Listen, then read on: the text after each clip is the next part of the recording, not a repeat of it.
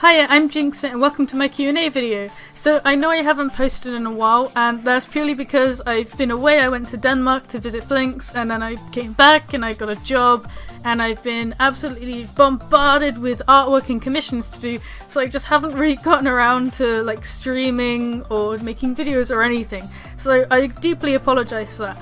But I finally gotten some time and I've recreated Jinx's character model using her new design, which if you haven't seen, here it is. I hope you will like it. I'm quite happy with it myself. But it brings me straight on to my very first question from one of my patrons called Sheppy Wolf, who asked, what brought you to the idea of making another version of Jinxit? Now, she's still a night dare, which if you don't know what a night dare is, it's my original species, but I'll get onto that in another video. I kind of just, I really like her design, but parts of her design were going to be difficult for me to make into a suit, and in general I just felt like I wanted her to be easier to explain. So I've given her a normal tail, and she's kind of now just referred to as being a dragon.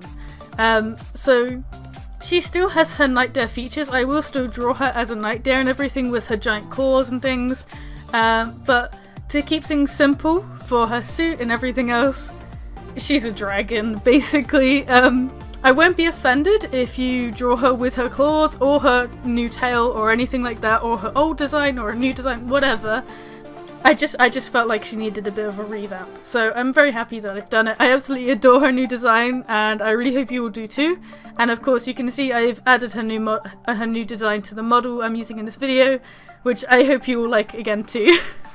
So I posted up some Q&A posts around on my social media, so on Facebook, Furry, Kemono, DeviantArt, Furaffinity, Discord, all over the place, asking you guys to give me some questions for this video because I really want to test out this new model. Of course, a lot of you have asked, when did I join the furry fandom and how did I join it? So I originally joined back in 2016. I'd recently left school, and it's kind of a long story. The shortened version of it is, I was looking around online, I saw some really cool Five Nights at Freddy cosplays of Mangle, and it kind of got mixed up, and I started to see like fursuits, because the Mangle cosplay was very similar to how you build a fursuit, and it very interested me. So I looked around online. I had a bit more insight into furries in general, because I didn't really know anything about them. Admittedly, I used to laugh at furries, but I didn't know anything about them, so it's kind of like, yeah, whatever. But after looking around online, I thought, hey, that's pretty cool, that's pretty neat. And then, like the next day, I was at work, and on my lunch break, I went to Subway. And whilst I was sat in Subway enjoying my lunch, a fursuiter walked in, who's my good friend Vivian Fox. And I was just like, oh my gosh, like, it is such a coincidence, it is uncanny, it is unbelievable at the time. And he introduced me to a local fur group. He got me kind of a bit more understanding with the fandom. And it just kind of went off from there. I started to design characters, I started trying to make fursuits. In fact, not too long later that year, I made my very first fursuit, which is Jinx, which is not to be confused with Jinxit. Jinx is based off my cat, Jinx. Which, yeah, but you get the idea. Also, a lot of you asked, how long have you been drawing, what got you into art, and who is your inspiration? Now, I've been drawing pretty much all my life, but I consider myself to only be drawing properly, like digitally, for the past 3 years. Because before then, it was just kind of like, I suppose, kiddie doodles. I didn't really put any attention into it. I wasn't aiming to improve my artwork at all. But the past 3 years have been quite, I guess, important to me regarding my artwork. I focused a lot more on how to improve my colouring, my anatomy, my shading, everything. And I think I'm finally at the point where I'm actually developing my art style, and it's making me incredibly happy. But what originally got me into artwork was anime. My biggest inspiration for artwork in general has got to be Nashi Manga. She's a German manga artist, and her work is just so incredible. The colours are so vibrant. I love her artwork so much. And I've even got prints of her artwork on my wall. It's just, she's my senpai. I love her so much.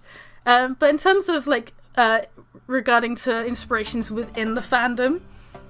For digital artwork, my inspirations have definitely got to be Seomaru, definitely Seomaru. I love the way they draw the characters, the shapes and everything. They're a big inspiration to me. In terms of like fursuits in the fandom, I think my biggest inspiration is obviously going to be K-Line because of the kimono suits. But otherwise, for like toonie suits, it's definitely got to be Demi with the design, which if you haven't seen their suits, they are so nice. They are just absolutely amazing. And I love their style of fursuits, and if there was one fursuit maker I could commission during my lifetime, it would 100% have to be them, because their style just screams at me. I just love them. I wish I could just, they look so nice. But those are definitely my biggest inspirations within the fandom. Otherwise, I think like, if you're talking about other furries in the fandom, perhaps like YouTubers, Bakari Roo is definitely one of my biggest inspirations. One of the main reasons I'm doing videos as well, because just she has such a positive vibe to the fandom, and it's just so nice to see. It's very sort of refreshing. So she's definitely a huge inspiration to me as well. Ink artist from Furry Mino has asked, why do you like kimono style? I like I said, I started off by drawing anime. And when I first joined the furry fandom, I really struggled to draw furries, and it wasn't until a little bit later that I discovered kimono style was a thing, which is basically anime furries, where I was able to kind of merge my anime humans with furries, and I carried on, you know, practicing, and eventually I kind of got to the point where I'm happy with, which is now. So that's the main reason I like doing it, because it's easier for me going from what I used to draw to what I now draw. And in general, I'm just a weeb, so I'm a huge sucker for anything kimono or anime styled. So yeah, that's why. And they also asked, do you have any favourite kimono artists? Well, of course, Rady Wolf is a big inspiration, but my favourite, as I said before, is Sumaru. I just love how bright their characters are, and their Chimerian species is absolutely adorable. I love them so much. One of my patrons, Echo, has asked, how about this one? How long did it take for you to develop your drawing style? I am still developing it. I don't think there's ever going to be a point where I stop developing it, or where there's a point that I can say I have developed my art style, because I am developing it every single time I draw. Each time I put that pen to my tablet, I am thinking of a new way I can do the line art, I can do the colouring, I can do the shading, I can do the anatomy, everything. Because it's how you progress as an artist. You're constantly looking for new ways to improve. And I'm very happy with my art style at the moment, because I really wanted to get into a more traditional style of kimono. But I can't get away from my love of colour. So I'm kind of going for a much more pop arty style, with the thick outlines and the bright bold colours and the markings and everything. So at the moment, I'm very, very, very happy with my art style the way it is. So if you want to go from now, it's taking me at least 3 years to develop that art style. But it's definitely going to keep on developing the more I draw, because as I said, I'm constantly looking at new ways to improve. So, you know. Miranda has asked, you living as a digital artist, do you just live off donations and commissions? I am 18, yes, at the moment. It's kind of weird. Normally, I would be just living off my commissions, which I'm very grateful for, because my customers are so nice, and they really do help to support me, especially with my patrons at the moment. Which, of course, big thank you to you guys. Thank you so much. But at the moment, I have actually got a part-time job which I go to as well. The main reason for that though is because I will be moving soon, so I wanted to try and get a bit more money in, but usually I do just live off my art commissions. So yeah, I guess that answers your question. I do normally just live off my commissions, and I don't get donations as such. I mean, I do, I suppose, from some of my lower tip patrons, but I know I wouldn't call it donations because they still get something in return. But I never really do donations. I don't set up anything like that. Fluff Crumb Annie has asked me quite a lot of questions, so I'm going to go through them individually. So do you know popular animators like Stariat Jaeger, Wolfie Rosali, Ghostface Nicole, and others? I do not know any of those. The most famous animator I know, or at least I know of, is Silmaru.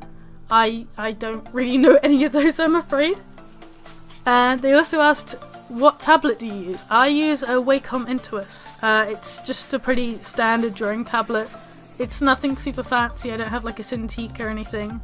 It's just a pretty standard generic entry level drawing tablet. So nothing too fancy, but yeah. Do I give you tips about what? If you mean like artwork, I literally just practice. That's the only advice I can really ever give to someone, is practice. Because if you don't practice, you'll never improve. And you've got to be open to critique. Like, yeah, criticism can be very difficult, but it's such a major thing if you want to improve your artwork. So just be open to other ideas and other people's opinions. I've learned it the hard way. Admittedly, I hated taking critique as a beginner, but it is a really good way to help you improve. Will I do animation memes? I would love to do animation memes, but I do not have the time or patience at the moment. So at the moment I am not doing them. Can we collab? I mean, I do not know, because I am not doing them, so I have no idea. And will I show you my face if I hit 100,000 subs? I mean, I'd be more than surprised if I hit over 100,000 subs in general. I mean, Picari's got like 60,000 subscribers, so yeah, I very highly doubt that I managed to reach that, but if I do, then sure, why not? Oh, Lily Cat, what's your favourite animal? Shark. I love sharks. Sharks are cool wiggly boys in the ocean, and they're very cool. Mossy Meteor asks, what Furry species would you like to see more of? I guess red pandas, because red pandas are really cool creatures. They're so cute, and like, yeah, I love red pandas, so I'd love to see more of them. If not, I guess more aquatic creatures, because in general, aquatic creatures are just so pretty. They have so many different colours that they vary so much, and yeah, I think they deserve more love. So yeah, red pandas, and in general just aquatic creatures. So I think that's all the questions I'm going to answer for today. Again, I just want to say I'm really sorry for the lack of videos I've been making. I haven't been online much. I've been just kind of hiding in my room, in my corner, just doing commissions, you know, hanging out with some friends, and just, you know, like kind of just isolating myself from like YouTube, just because I don't have the time to sit editing videos for hours on end. Once the move and everything happens, I do plan to set up a schedule where I'll be uploading videos like once every 2 weeks or something for my Don't Jinx It series. I may also be going back over some of my already made videos and remaking them, just because I feel like some of them weren't explained quite as much as I wanted them to be. So, you know, if there's something specific you want me to do, explain, talk about, make a video on, then, you know, feel free to leave it in the comments, and I'm definitely gonna have a look at them, and I'll let you know whether I think it's a good idea or not.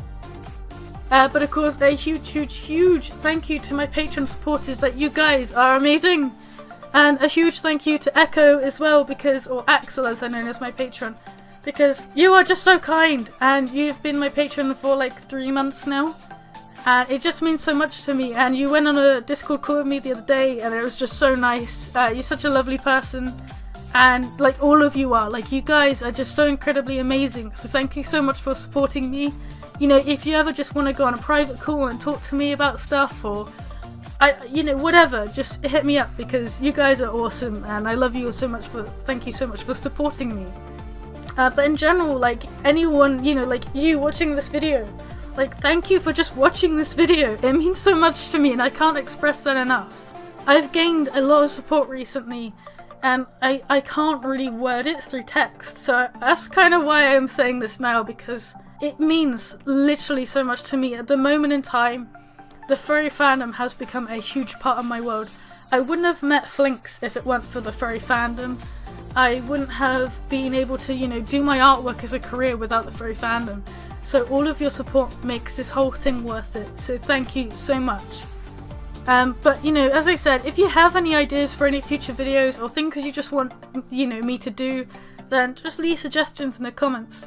And if you have any questions for me, just hashtag QnA and leave it in the comments, and I'll be sure to try and include them in my future videos. So yeah, just thank you all so much for watching, and I will see you next time. Bye!